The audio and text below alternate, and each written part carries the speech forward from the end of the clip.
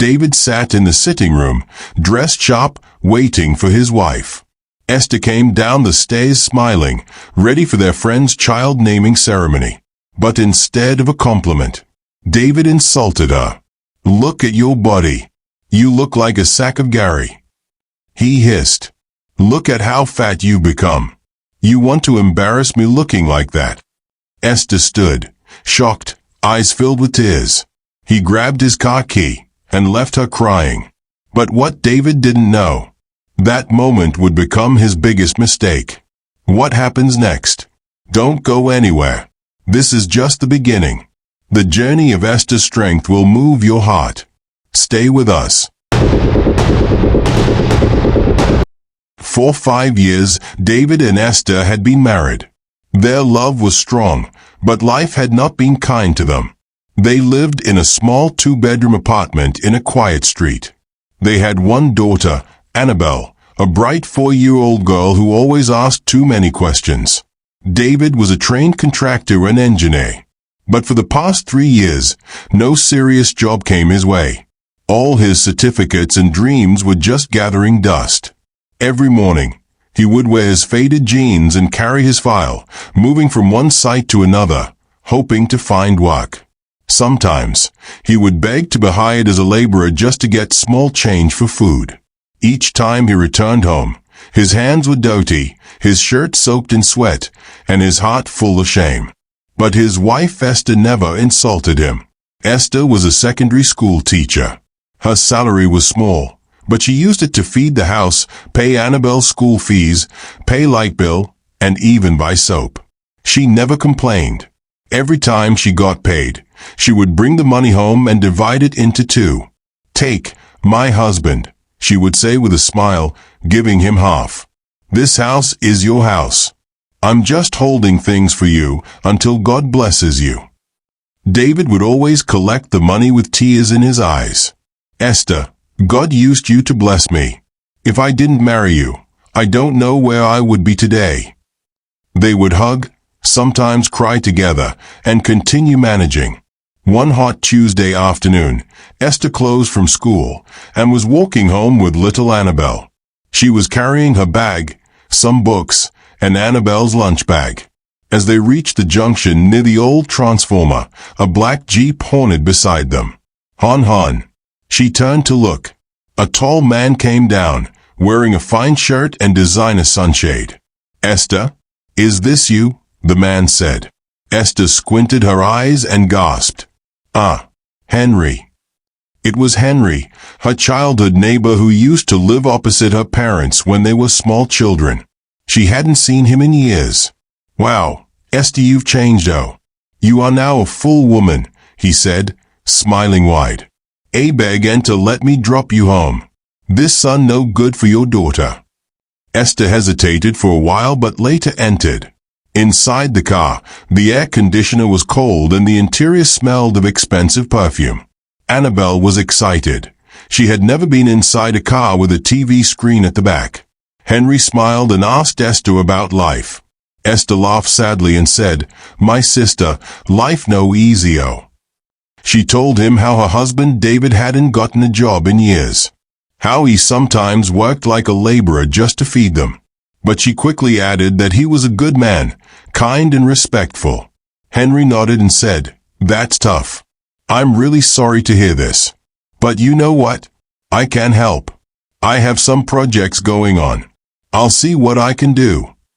Esther smiled, grateful. Then she asked him about his family. Henry's face changed. "My wife died in a car accident 2 years ago," he said quietly. "Since then, it has just been me and my son. He's 5 now." Esther touched his hand gently. "I'm so sorry, Henry. That must be hard." They chatted a bit more, and before long, they got to her compound. Esther came down with her daughter. Henry also came out and said, "Please give me your number. I'll contact you soon about something useful for your husband." She did. "God bless you, Henry," she said. That night, after dinner, David sat on the old couch reading Bible verses with Annabelle. Esther came out from the kitchen, drying her hands. "My husband," She said, "I saw someone today." "Who?"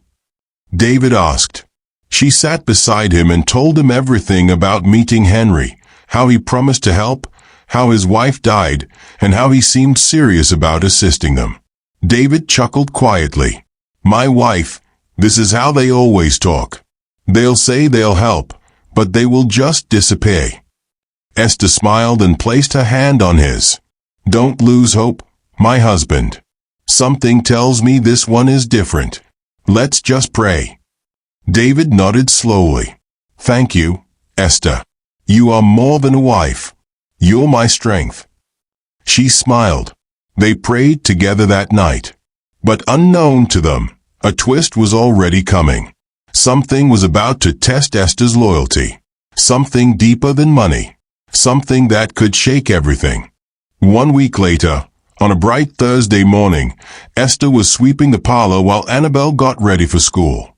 Suddenly, her phone began to ring. Ringing.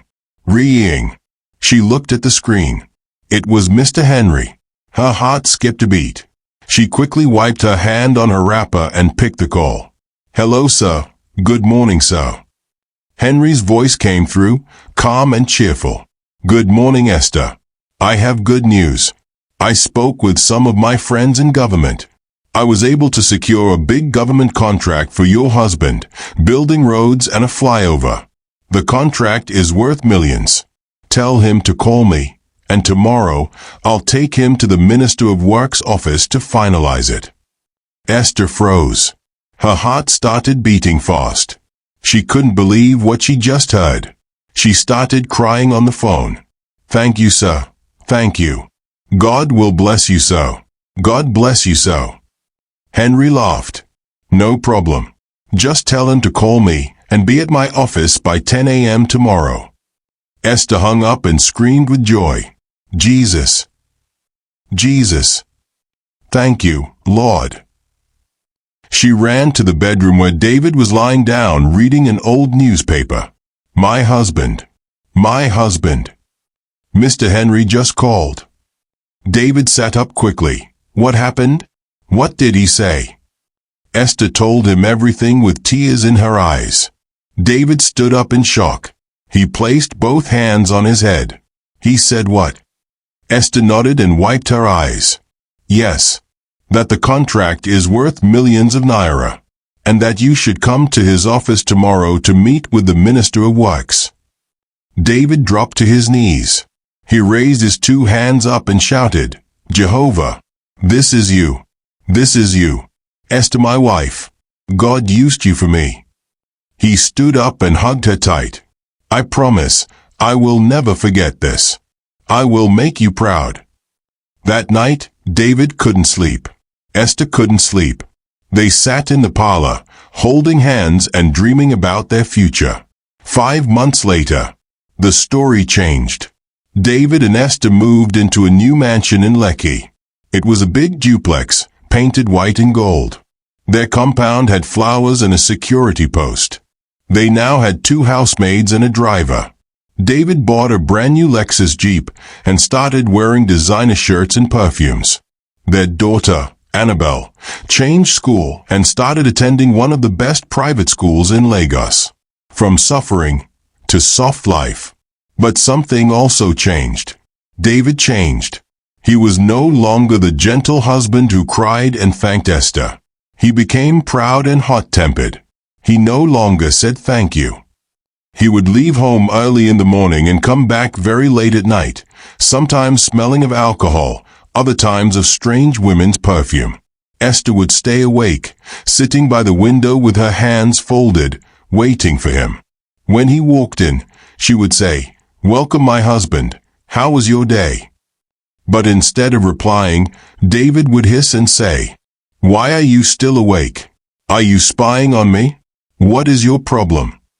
Esther would swallow her tears and try to remain calm. One night, he came home around 1 a.m., drunk and staggering. Esther asked gently, "David, is everything okay?" David slapped her. "Don't ever question me again in this house, you fat useless woman. Who gave you mouth to talk? Is it because I was suffering before?" Esther fell to the floor, holding her face. Tears rolled down her cheeks. She looked at the man she once prayed and fasted for, the man who once knelt and called her my strength. He had changed. Badly. The next morning, she woke up early as usual, prepared Annabelle for school, and cooked breakfast. David came out of the room with a frown. "Don't put too much salt in my food next time," he snapped. "You're not feeding a goat." Esther kept quiet. She was dying silently inside. At first, she told herself maybe it was pressure from work. Maybe the stress was affecting him. Maybe he just needed time. But as the days turned to weeks, and the shouting turned to beatings, Esther knew something was seriously wrong. And the man she called her husband was slowly becoming a stranger in her own house. That Saturday morning, David sat in the parlor wearing a native outfit, white senator with matching cap and shiny black shoes. His perfume filled the whole room. He had been scrolling through his phone, looking restless. He kept glancing at the staircase. Esther was upstairs getting dressed for Mr. and Mrs. Clinton's child naming ceremony. They were their family friends, good people who stood by them even during their hard times. After a while, Esther came downstairs. She was wearing a beautiful blue lace gown. She had tied her jewel nicely and wore light makeup. She looked elegant and mature. Her hips had grown a little more after childbirth, but she still carried herself with grace. She smiled as she approached David. "I'm ready, my husband. Let's go." David looked up at her and hissed loudly. He laughed and stood up, brushing his hand over his shirt. "You look like a balloon," he said with a wicked smirk. Esther paused. "What? Is this what you want to wear out?" David said coldly. "You want to embarrass me in front of my friends with this your fat body. Can't you see how round you've become? You look like somebody's mother, not my wife." Esther's eyes widened with shock. Her smile vanished. I don't understand. I dressed well, N.A. "You dressed well," he laughed again. "Please, Abig. I can't go out with you looking like this. Go and lose weight first." Rubbish. Before she could say a word, he picked up his car keys and stormed out of the house, slamming the door behind him. Esther stood at the foot of the staircase, frozen. Tears dropped down her cheeks as she looked at the door. The same man who once told her, "God used you to bless me," now couldn't stand walking beside her in public. She went back upstairs and sat alone on the bed. Annabelle came in and hugged her. "Mummy, why are you crying?" Esther wiped her eyes quickly. "Nothing, my love. Mummy is just tired."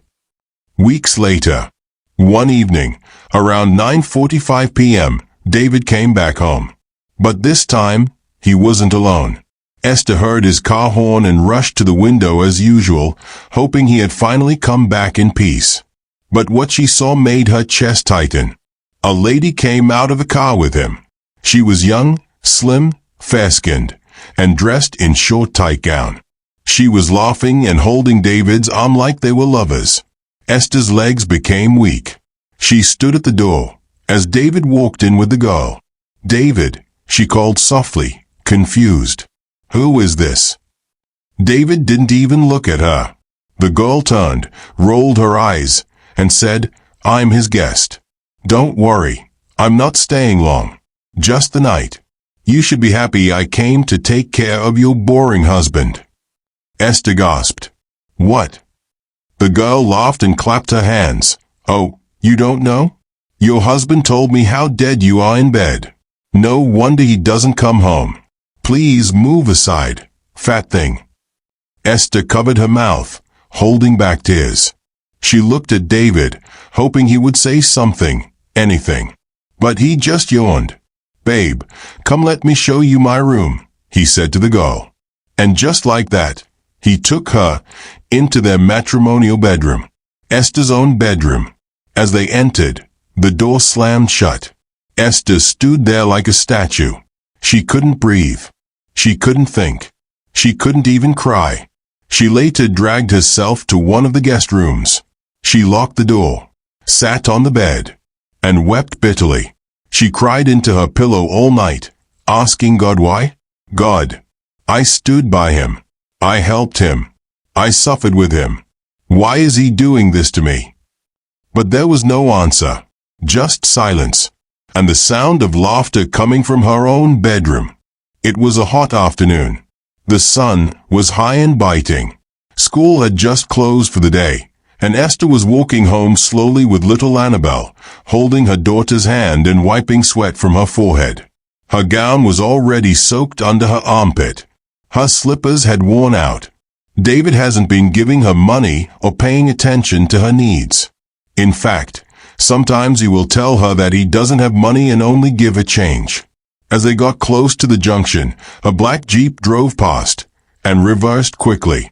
The tinted glass came down. It was Mr. Henry. Esther, he said, surprised. Is this you? She forced a smile. Yes, sir. Good afternoon. Henry looked shocked. Enter the car, Joa. The sun is too much. Let me drop you. Esther hesitated for a second, but quietly entered with her daughter. Inside the car, the cold breeze from the air conditioner touched her face. For a second, she wanted to cry from relief. Henry looked at her carefully. He noticed her face was dull and her dress wasn't as neat as usual. He turned to her. Esther, what is going on? You're looking unkempt, and why are you trekking under the sun? Esther adjusted herself. Oh, no wala, sir. We just wanted to stretch our legs. Henry frowned. Stretch legs with your child under this kind of hot sun? Esther, come on. Your husband is now rich. He has 3 cars. Why can't you use one? Esther tried to smile. He's always using the cars. I don't really know how to drive like that. Henry kept looking at her. Esther, he said gently, don't lie to me. Tell me the truth. Are you okay? What is happening in your marriage? At first, Esther kept quiet. But as Henry kept asking, as the air inside the car stayed calm and peaceful, as her daughter fell asleep on her lap, she broke down. Tears rolled down her eyes. She sniffed and started talking slowly. He doesn't love me again. Henry's face changed. Esther continued. He comes back home late, sometimes drunk. He slaps me. He insults me. He brings girls to the house. He told me never to touch his cars. He said I'm fat, ugly, useless. Henry's jaw tightened. What? Esther covered her face in shame. I didn't want to tell you. I didn't want to spoil his name. But you asked, and I'm tired of covering for him. Henry was quiet. Very quiet. When they got to Esther's house, he parked gently. He opened his wallet and brought out some cash. Please, take this. Use it to take care of yourself and Annabel. Esther shook her head. No, no. I can't collect money from you. Henry looked into her eyes. You're not collecting it because you're begging. You're collecting it because you deserve peace. Let this help you breathe small. With shaking hands, Esther took the money. Thank you, sir. Stop calling me sir, he said gently. I'm your friend. The next day, David sat in his big office, wearing a navy blue suit. He had just finished a Zoom meeting with some foreign investors when his secretary knocked. So, someone is here to see you. Mr. Henry. David smiled. Let him in. Henry walked in. David stood and hugged him. My ogre. My helper. You're welcome. They both Saturday. But Henry's face was serious. David, he began, I won't waste time. I saw your wife yesterday. She was walking home under the hot sun with your daughter. Her face looked tired. Her dress was worn. I asked her what was going on, and David, what she told me broke my heart. David's smile vanished. Henry continued. She told me how you treat her, how you insult her, how you slapped her, brought a girl to your house, even stopped her from using your cars. David shifted on his seat. Henry shook his head. David, that woman is a blessing to you. That same woman stood by you when you had nothing. She believed in you. She encouraged you. She was your light when you were in darkness. And now that God has blessed you, you are now punishing her. David stood up sharply. That's enough. Henry blinked. David. David pointed at the door. First of all, I appreciate what you did for me. But let me be clear, you're not my father. Don't ever talk about my wife to me again. She is my wife, not yours. Henry was shocked. I was only trying to. Trying to what? Interfere in my family? Stay away from my wife. In fact, don't ever bring up her name to me again. This is my office. Get out. Henry stood slowly, hurt, disappointed. I thought you were better than this. David hissed and turned away. Henry walked to the door, paused, looked back at David, and walked out silently. The door closed behind him, and David, the same man who once knelt to thank Esther, was now shutting the door on the only man that ever tried to remind him of who he used to be. That evening, David drove home with rage burning inside him. He was still boiling from the conversation with Henry at the office. He couldn't believe Henry had the audacity to talk to him about his own wife. So Esther is now carrying my matter outside, he thought. As he parked his car in the compound and entered the house, Esther, like always, came out gently to welcome him. My husband, welcome, she said softly, reaching for his briefcase. Jibois. A hot, heavy slap landed on her face. She stumbled and fell to the ground, holding her cheek and gasping in shock. David. What did I? You get mind, ABI, he shouted. So you now report me to people. You went to Henry and started vomiting rubbish about me. Esther was still on the ground, shaking. I didn't mean to. David pointed to the door. Get out. I'm done.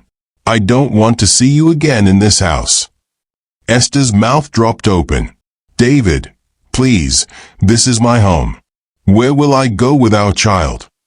I don't care, he barked. My lawyer will serve you divorce papers. Leave. You and that small girl. Carry your wallet and go. Esther dropped to her knees, tears rushing down her face. She held his legs. Please, my husband, for the sake of our daughter, don't do this. David pushed her hands off him. I said out. He turned and went upstairs, banging the door behind him. Esther looked around the big living room she had once cleaned with love. The same place where they used to sit and pray together. It now felt like a stranger's house. She went to the room, packed a small bag, carried her sleeping daughter Annabelle, now 4 years old, and walked into the street. It was raining. Heavy. She stood outside the gate, drenched and crying, not knowing where to go. The rain beat her and her little child. Annabelle started coughing softly in her sleep. Esther pulled out her phone with shaking fingers and called Mr. Henry. Hello. Henry, he sent me out. He slapped me. It's raining. Where are you? I'm coming right now. Henry said, panicking. 15 minutes later, Henry's car pulled up outside the gate. He rushed out with an umbrella and saw Esther, soaked to her skin, holding a shivering Annabelle in her arms. Jesus Christ! Henry shouted. Esther, what is this? He ran to her and opened the car door, helping her in and wrapping Annabelle with his jacket. He drove her straight to his house. Esther said nothing. She cried throughout the journey.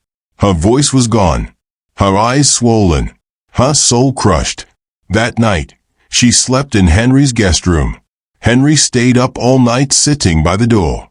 The next morning, Annabelle was burning with fever. Henry rushed her to the hospital.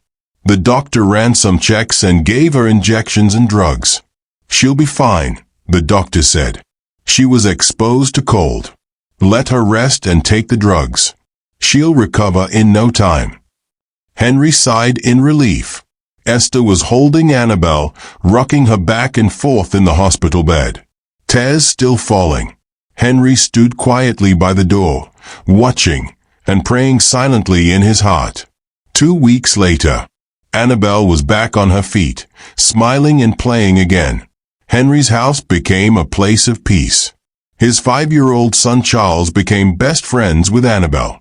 They played with toy cars and building blocks every day, laughing and calling each other brother and sister. Esther slowly began to smile again. Henry saw how broken she was, and he made it his mission to lift her back up.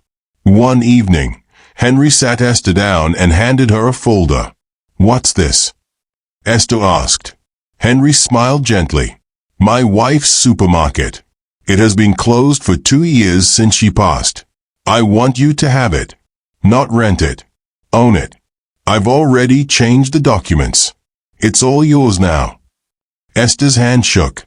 "Henry, I can't accept this." "You deserve it," he said. "And that's not all." He brought out a check. 20 million naira. Use it to restock the supermarket, do any expansion you want, and start afresh. Esther's lips trembled. He smiled again. "And tomorrow, we'll go car shopping. You need your own car to move around comfortably." Esther burst into tears. "Henry, I don't know what I did to deserve this kindness." Henry held her hand gently. "You didn't do anything wrong, Esther. You just gave your love to the wrong man. But I see you. I see your heart. And I will never hurt you." Esther cried, but this time, not from pain, but from the shock of pure kindness. David was now living comfortably in his mansion, but with Cindy, the same girlfriend he once brought home to insult his wife, Esther. He believed life was now perfect. One evening, he rushed home with excitement written all over his face. He met Cindy sitting in the parlor pressing her phone and eating ice cream. "Baby," David called out, grinning from ear to ear.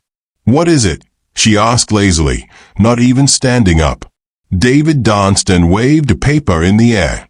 "I just closed a big deal. Zion Company just gave me a government project worth over 700 million Nigerian nairas. They've paid me upfront to begin work next week." Cindy's eyes widened. "Are you serious?"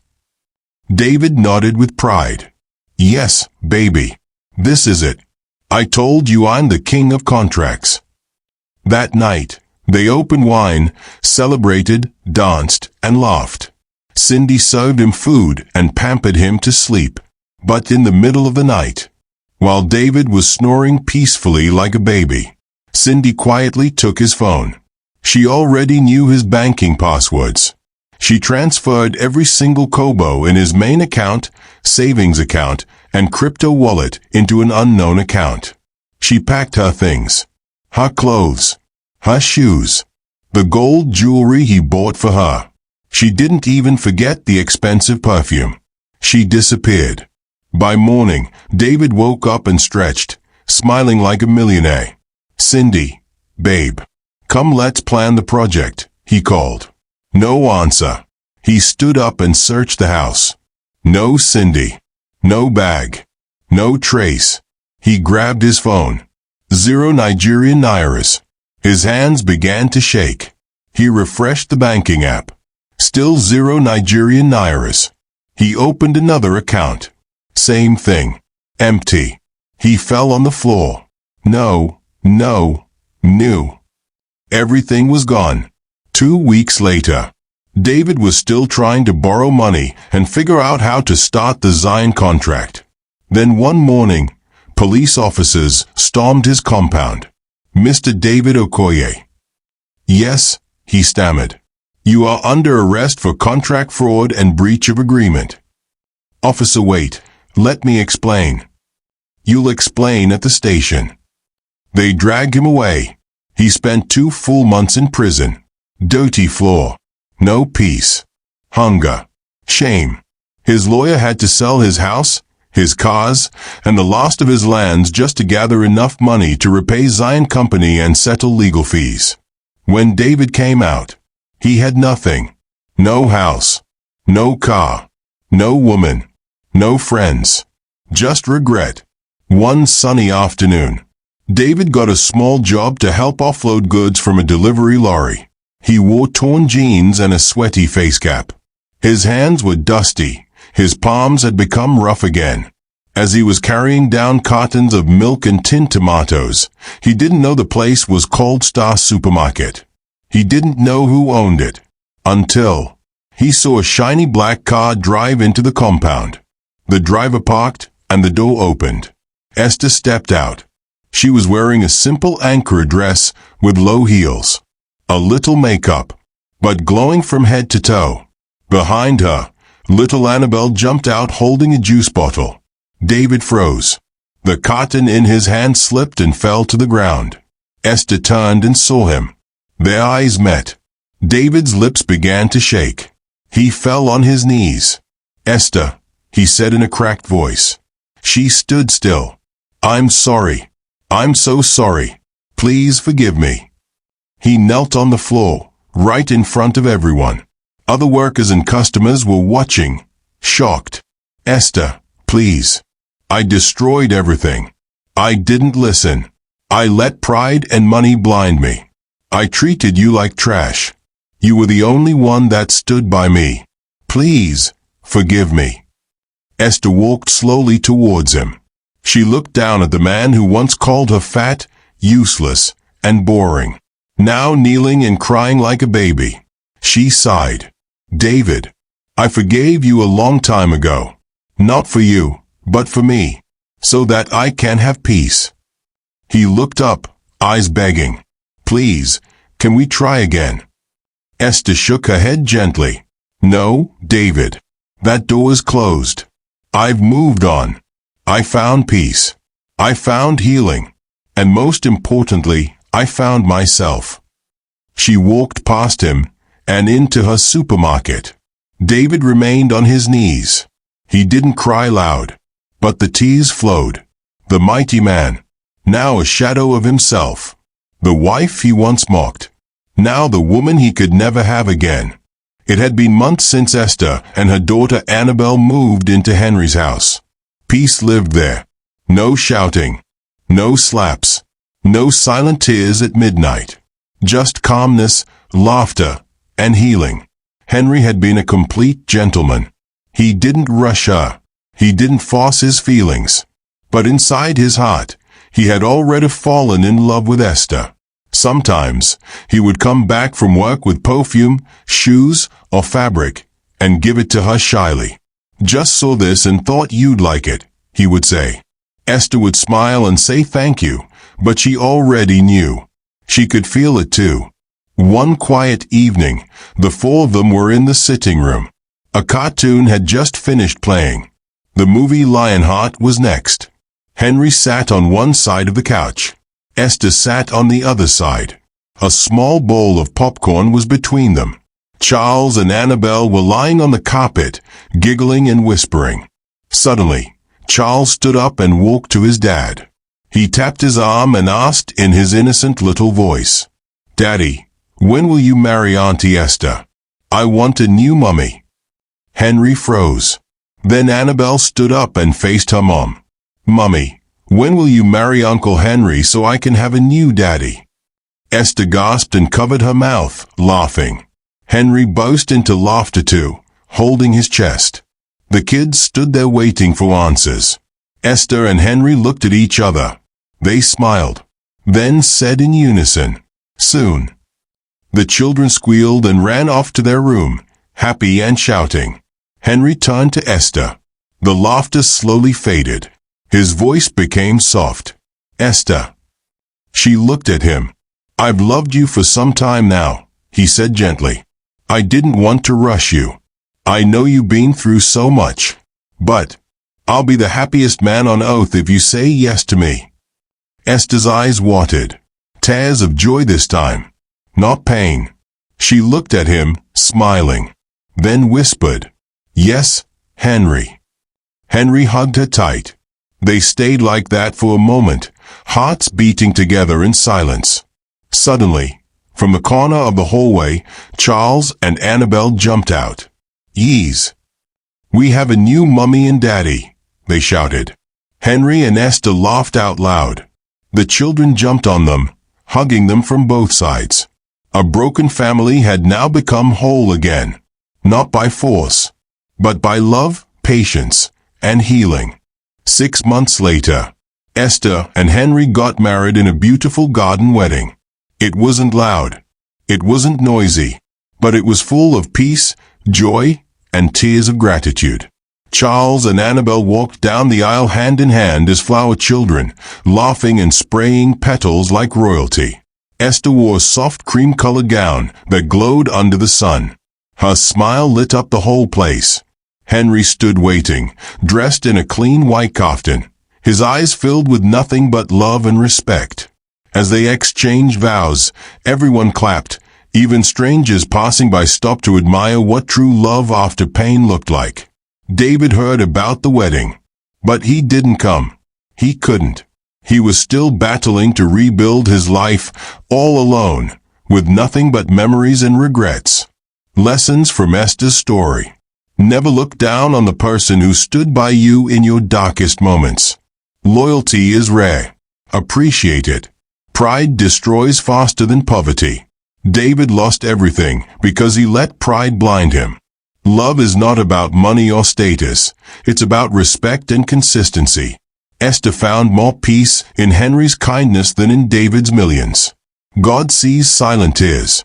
Sometimes, blessings come after storms. Now, dear viewers, we want to hear from you. Do you think Esther made the right decision by not returning to David? What would you have done if you were in Esther's shoes? Do you believe people like Henry still exist in today's world? Has life ever made you choose between love and peace? Drop your thoughts in the comment section. Let's talk about it. Like the video if this story touched your heart. And don't forget to subscribe for more real-life stories that heal, teach, and inspire. Thank you for watching. Sometimes, second chances don't come from the people who hurt us. They come from the ones who saw our pain and chose to love us anyway.